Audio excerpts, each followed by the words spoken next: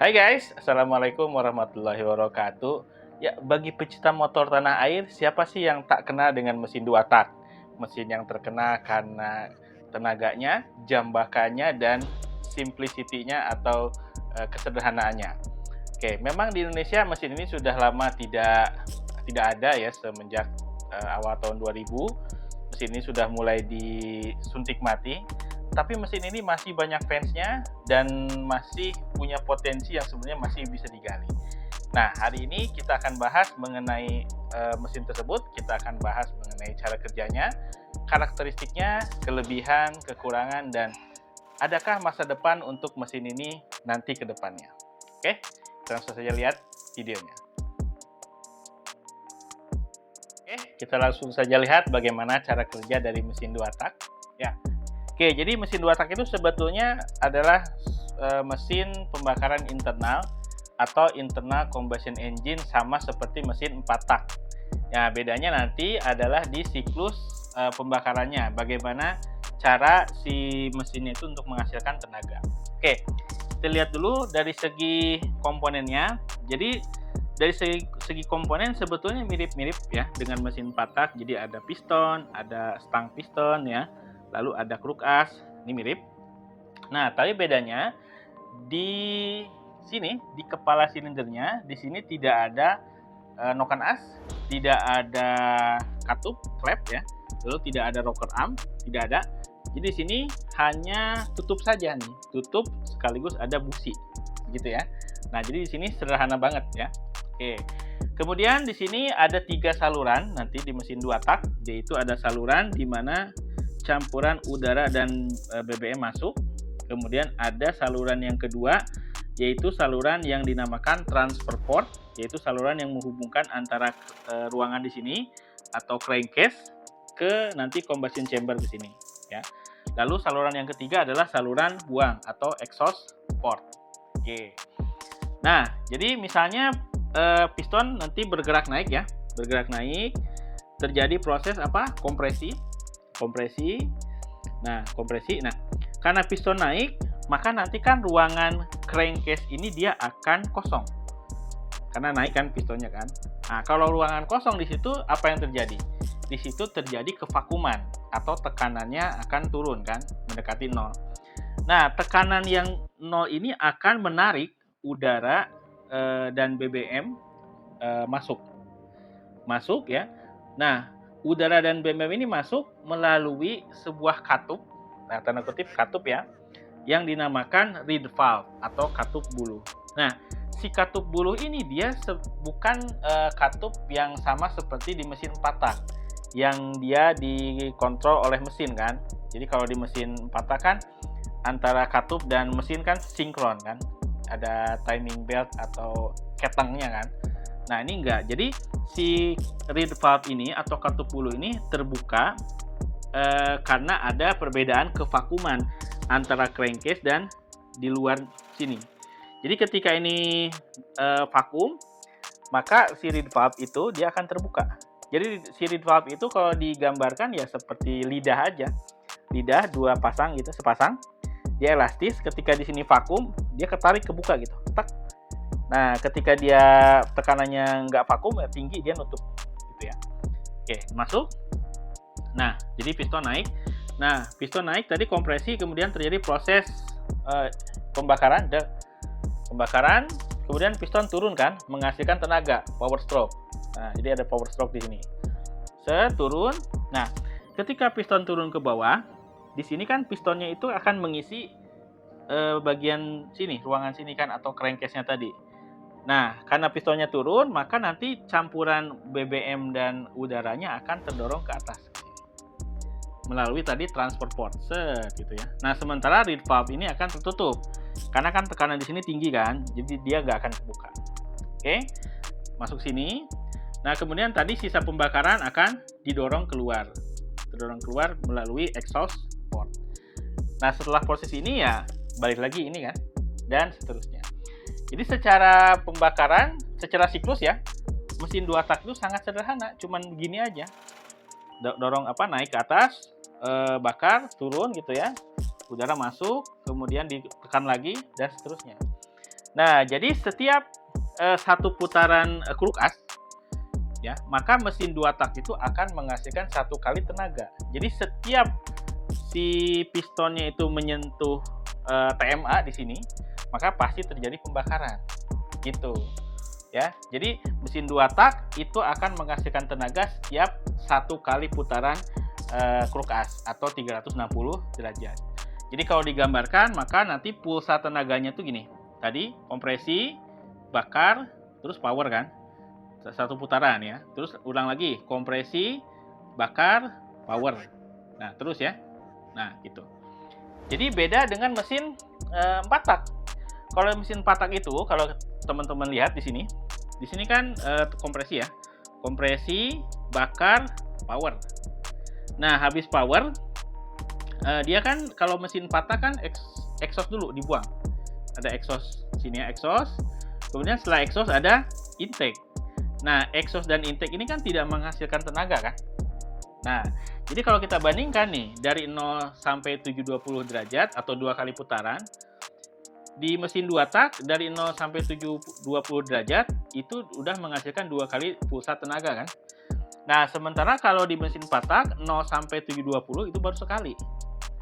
Nah, jadi itulah kenapa alasan mesin 2 tak itu rata-rata ya, dia akan mempunyai tenaga 2 kali lebih besar dari mesin 4 tak dengan cc yang sama. Karena pulsa tenaganya lebih rapat. Gitu.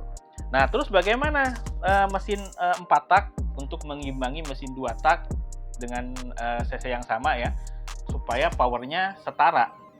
Nah, biasanya kalau tidak nambah cc, yang ditambah adalah itu jumlah silindernya. Jadi misalkan di sini ada 1 silinder ya seperti ini, maka nanti 1 silinder lagi akan menutupi bagian yang ini nih. Jadi ini silinder kedua. Nah, jadi nanti secara kurva tenaga mesin 4 tak akan sama dengan mesin 2 tak power pulse-nya. Gitu ya. Oke, itu dari cara kerja dari mesin 2 taknya. Oke, jadi prinsip kerja mesin 2 tak memang simpel banget ya. Nah, sekarang kita lanjutkan ke kelebihan-kelebihan dari mesin 2 tak. Oke, seperti yang sudah dijelaskan sebelumnya, dari prinsip kerjanya 2 tak ini sangat sederhana sekali ya, simple.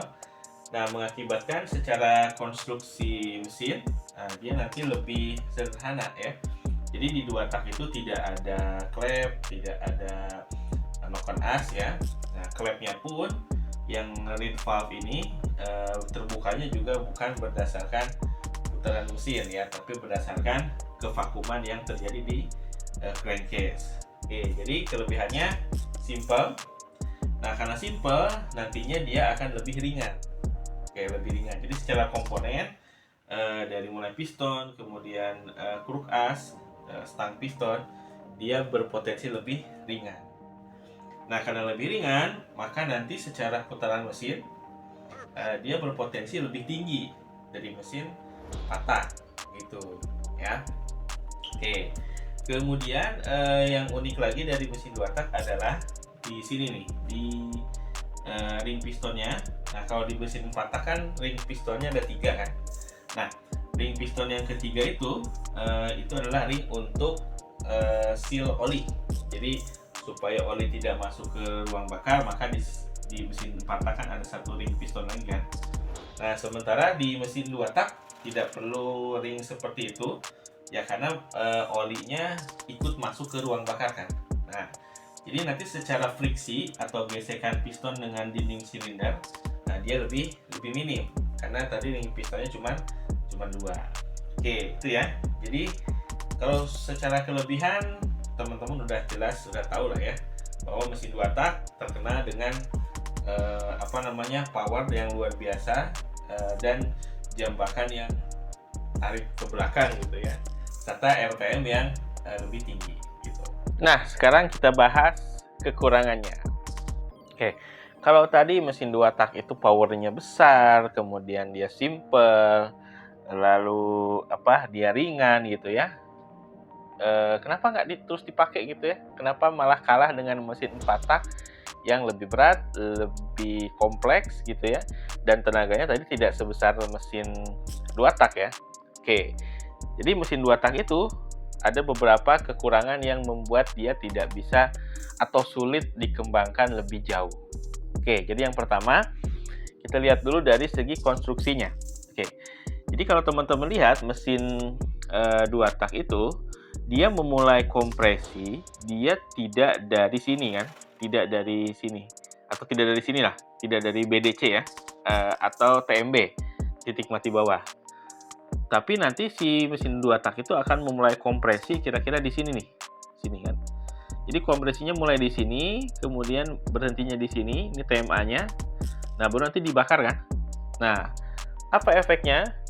Jadi kalau teman-teman lihat di sini, kompresinya tuh hanya terjadi di volume ini kan. Nih, volume yang merah. Jadi secara rasio kompresi, mesin 2 tak itu akan lebih kecil daripada mesin 4 tak gitu. Nah, jadi cuma segini nih kompresinya nih ya. Nah, kalau mesin 4 tak kan kompresinya itu terjadi dari BDC atau TMB kan, titik mati bawah, terus sampai ke TMA kan.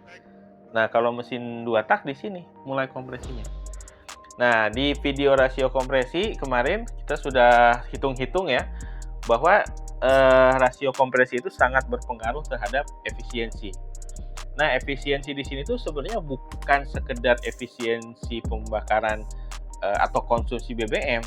Efisiensi itu kan menyangkut seberapa banyak sih energi yang masuk, ya, itu akan diubah menjadi tenaga kan. Ya, jadi kalau misalkan mesin 2 tak ya dengan rasio kompresi misalkan 6:1 itu kemarin kita hitung efisiensinya cuman sekitar 55%, 50-55% ya. Bandingkan dengan mesin bensin dengan rasio kompresi 11:1, dia bisa sampai 60 ke atas, 60%. Oke, itu kita baru berbicara efisiensi yang hilang karena rasio kompresi. Belum nanti ada faktor lainnya. Oke, jadi kekurangannya rasio kompresi mesin 2 tak itu rendah. Oke. Yang kedua adalah di masalah scavenging-nya di sini. Oh, oke. Apa itu scavenging? Nah, di video soal header minggu lalu kita sudah bahas ya bahwa gas buang yang keluar dari combustion chamber itu dia bisa menarik sisa gas buang di sini untuk diganti dengan campuran bahan bakar yang baru kan di sini. Nah, masalahnya di mesin 2 tak itu ketika posisi piston seperti ini nih atau setelah terjadi power stroke ya atau setelah terjadi pembakaran seturun, perhatikan di sini posisi transfer port dan intake port itu kan sama-sama terbuka. Nah, bayangkan nanti berarti ketika ini ada kan ini ditekan ya. Jadi si campuran bahan bakar dan udara di sini kan ditekan, naik. Ini kebuka juga kan? Nah, otomatis nanti di sini itu nanti akan ada sebagian campuran bahan bakar yang belum dibakar itu bisa kabur kan? Bisa kabur keluar lewat transport gitu. Karena di sini desainnya seperti ini. Ya, desainnya seperti ini gitu. Nah, jadinya nanti kalau misalnya di RPM yang rendah mungkin tidak terlalu jadi masalah kan? Karena proses ini kan terjadinya pelan. Nah, pelan. Nah, tapi bayangkan kalau nanti RPM-nya tinggi. Ini makin cepat kan proses ini kan. Nah, otomatis akan banyak nanti bahan bakar yang belum terbakar tapi udah keluar. Nah, udah keluar lewat exhaust port. Nah, efeknya apa? Ya lagi-lagi nanti membuat efisiensi pembakarannya kecil, jadinya boros. Ya makanya 2 tak itu ya terkenal boros gitu kan. Nah, gitu. Nah, fun fact-nya, jadi di di awal-awal GP 500 yang balap motor yang sekarang MotoGP ya. Jadi pabrikan-pabrikan itu jarang yang menggunakan mesin 2 tak. Ya, jadi pabrikan itu lebih memilih mesin 4 tak. Kenapa? Ya, jadi sebetulnya secara basic mesin 2 tak itu tidak cocok dipakai untuk balapan. Nah, dia lemot. Jangan jangan marah dulu ya pecinta 2 tak ya, saya jelasin. Ya tadi, karena di putaran atas, di RPM tinggi, proses scavenging-nya itu sangat loss gitu ya. Jadi bahan bakar belum dibakar udah keluar gitu kan. Nah, jadi terlalu lancar gitu ya, saking lancarnya dia udah kebuang gitu. Nah, terus kok jadinya mesin 2 tak tadi kan katanya lemot, tapi kok jadi apa namanya, bisa kenceng, ya sekarang bisa kenceng kan, dan bahkan ada era GP500 2 tak kan. Nah, jadi nanti si desain mesin 2 tak yang seperti ini tuh nanti ketolong sama satu inovasi yang disebut dengan expansion chamber atau desain knalpotnya ya. Oke, desain knalpotnya expansion chamber. Oke, nanti saya jelaskan setelah ini ya. Oke, jadi itu menolong apa namanya, si karakteristik mesin 2 taknya jadi lebih efisien karena ada knalpot dengan expansion chamber. Oke, itu ya. Itu kekurangan kedua, yaitu scavenging-nya di sini tidak efektif ya. Jadi membuat nanti efisiensinya rendah. Oke. Kemudian lanjut ke kekurangan yang berikutnya, yaitu power band-nya sempit. Nah, apa itu power band? Jadi power band itu adalah rentang RPM ya. Rentang RPM di mana si mesin itu mengeluarkan tenaga yang optimal. Oke, jadi kita buat perbandingan ya antara mesin 2 tak dan 4 tak. Jadi di sini ada power band mesin 4 tak yang biru. Kemudian ada power band mesin 2 tak yang merah. Nah, teman-teman bisa lihat mesin 2 tak itu peak power-nya lebih rendah daripada mesin 2 tak. Tapi power band-nya atau rentang tenaganya lebih luas. Jadi artinya lebih luas itu dia tuh bisa ngisi tenaganya tuh ngisi ya dari RPM rendah sampai tinggi merata. Nah, sementara mesin 2 tak itu dia peak power-nya tinggi, tapi di rentang power band-nya itu lebih sempit. Jadi dia tuh hanya kencang di RPM tertentu. Begitu. Nah, kenapa seperti itu? Balik lagi ke desain dari si mesinnya sendiri. Jadi mesin 2 tak itu timing bahan bakar masuk dan bahan bakar keluar yaitu murni ditentukan oleh gerakan si piston kan. Gerakan si piston dan desain dari ini transport dan exhaust port-nya. Nah, jadi kalau misalkan pabrikan mendesain di rentang RPM segitu ya udah fix gitu. Ya, ditambah dengan nanti si knalpotnya. Knalpotnya itu juga desainnya itu dirancang untuk RPM tertentu kan. Ingat di video yang minggu lalu bahwa panjang dari pipa knalpot itu untuk terjadinya scavenging yang optimal dia spesifik di RPM tertentu aja kan. Nah, beda sama mesin 4 tak. Mesin 4 tak itu kan ada apa? Ada camshaft, ada klep. Nah, dengan mengatur durasi dan lift dari si cam itu kita tuh bisa mengubah power band si mesin kan.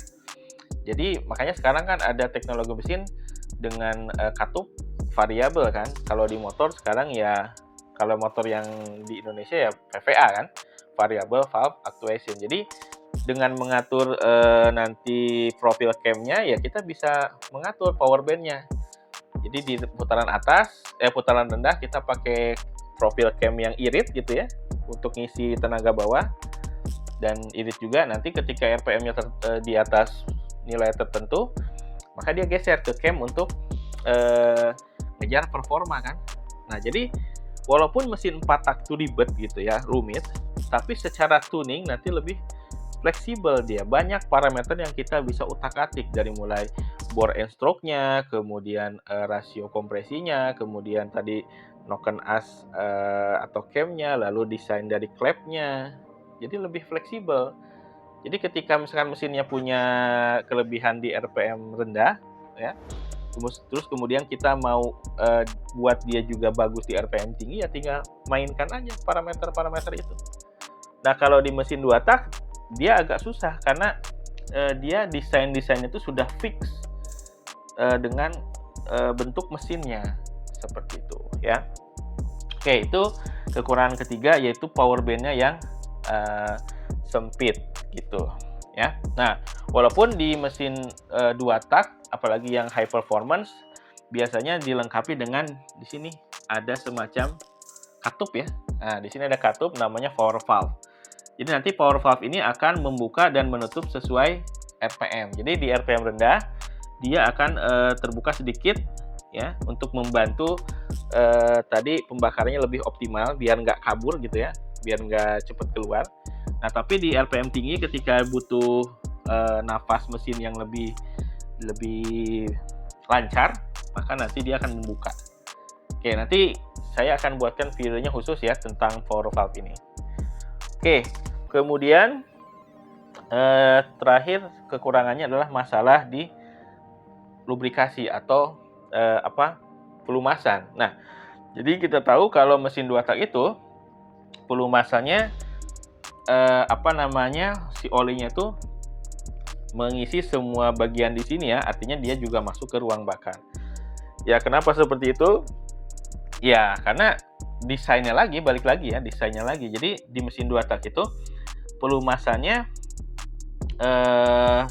masuk juga ke sini sesuai desainnya kan. Ini. Kalau di mesin 4 tak kan pelumasan hanya terjadi atau olinya itu hanya diinjeksikan ke crankcase ya. Nanti dia ikut nanti melapisi di sini kan, tapi tidak ikut ke ruang bakar kan. Nah, kalau ini ikut ke ruang bakar. Nah, sehingga nanti secara pelumasan dia kurang efektif ya, tidak seefektif mesin 4 tak. Yang artinya nanti secara ketahanan mesin ya, secara umum ya, mesin 2 tak itu lebih kurang awet. Ya, kurang awet ya secara umum ya, tapi kan balik lagi ke perawatan. Tapi kalau dibandingkan secara pelumasan dia kurang efektif pelumasannya. Oke, seperti itu. Ya, itu kekurangan dari mesin 2 tak. Oke. Tadi kelemahan-kelemahan dari mesin 2 tak.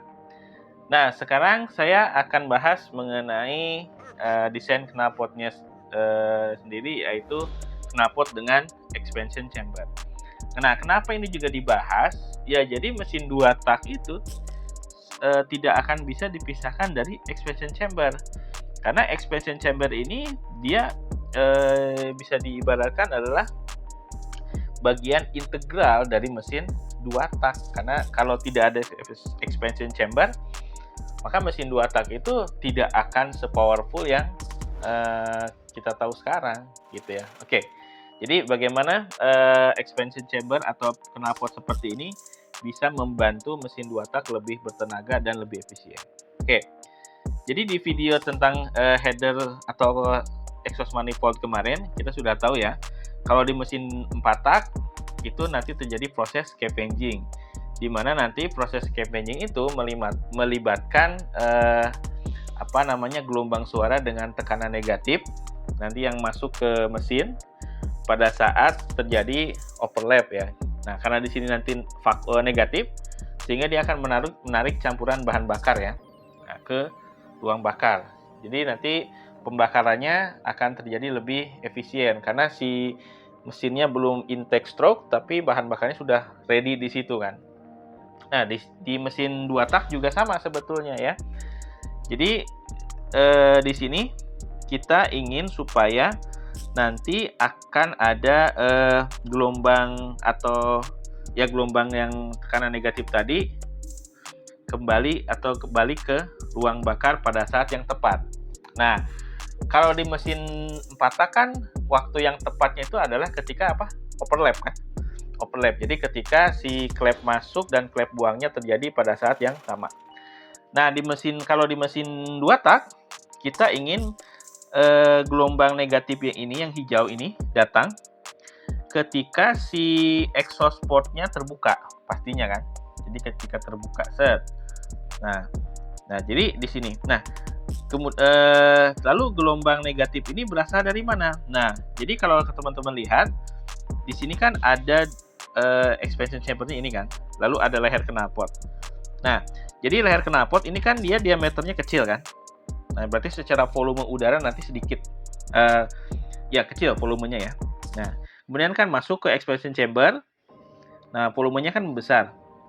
Nah, ketika tadi ada gas buang atau bukan gas buang, gelombang suara akibat pembakaran yang keluar, yang merah nih ya, terus menemui pipa dengan perubahan panjang dari pipa yang perubahan diameter ya, dari diameter kecil ke diameter besar, maka apa yang terjadi?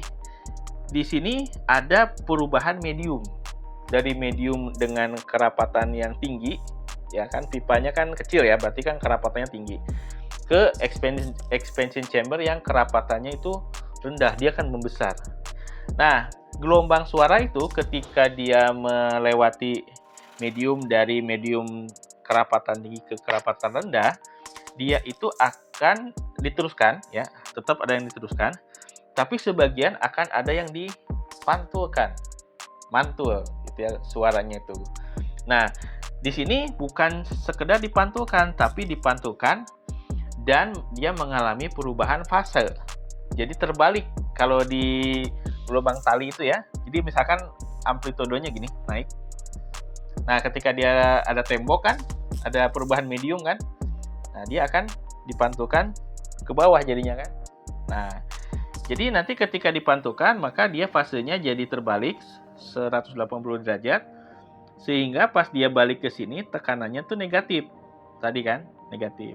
Terus di sini posisinya misalkan transfer portnya terbuka. Masuk sini, di sini ya. Maka apa yang terjadi? Di sini tekanannya jadi negatif, sehingga dia akan menarik campuran udara dari transfer port lebih cepat. Nah, jadi prinsipnya sama seperti di mesin 4 tak ya. Oke. Itu. Jadi soal scavenging yang memakai gelombang negatif sama dengan mesin 4 tak. Nah, tapi yang ribet di mesin 2 tak itu adalah ketika ini sudah masuk, terus nanti akan mulai lagi proses kompresi kan. Di sini kan ada sebagian udara dan BBM yang akan kedorong keluar kan. Jadi bukannya naik ke combustion chamber ke atas, tapi dia malah kedorong ke knalpot. Nah, jadi di sini ada satu gelombang lagi yang akan kita manfaatkan. Kalau tadi kan kita menggunakan gelombang negatif supaya ini jadi tersedot kan, udara yang dari transfer port kan. Nah, sekarang kita pengen udara yang campuran udara dan BBM yang tadi mau kabur tuh ditendang, masuk lagi loh gitu ya. Nah, bagaimana caranya? Nah, tadi kita balik lagi ke expansion chamber. Jadi tadi ada gelombang yang keluar dari combustion chamber ya. Set. Nah, tadi kan di sini dipantulkan negatif sini.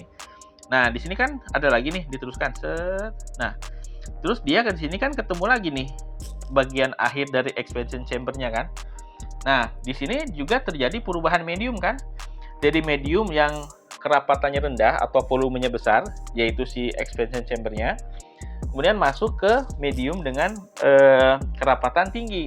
Ya dia mengecil lagi kan, mengecil lagi. Nah, apa yang terjadi di situ? Di situ terjadi juga pantulan. Jadi tadi suara yang mau keluar tuh dipantulkan sebagian. Nah, di sini karena dia transisinya dari kerapatan rendah ke tinggi, ada pantulan juga, tapi tidak terjadi perubahan fase. Ingat ya.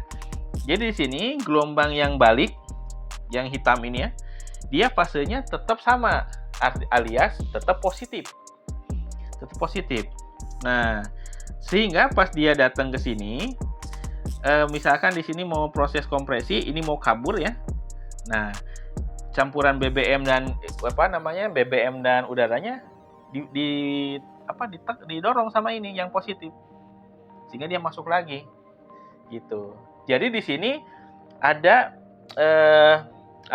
dua gelombang yang berperan. Gelombang negatif yaitu untuk membilas di sini, membilas campuran bahan bakarnya supaya diganti dengan yang baru. Kapan terjadi? Ya pada saat exhaust portnya terbuka. Lalu yang kedua, ada gelombang yang positif atau tekanan positif, itu digunakan untuk menendang balik si campuran BBM dan udara yang mau keluar. Itu kapan? Itu adalah ketika si pistonnya akan menutup, exhaust portnya akan menutup di sini nih. Jadi pas piston mau naik, ini ada mau kabur sedikit gitu ya. Nah, dia dipukul balik gitu. Nah, jadi makanya di sini desain knalpot di mesin 2 tak itu sangat-sangat penting, bahkan mungkin lebih penting dari mesin 4 tak. Jadi dia tuh udah kayak bagian integral dari si mesinnya, tidak bisa dipisahkan. Gitu, ya. Nah, makanya ini juga jadi kekurangan sebetulnya. Kenapa?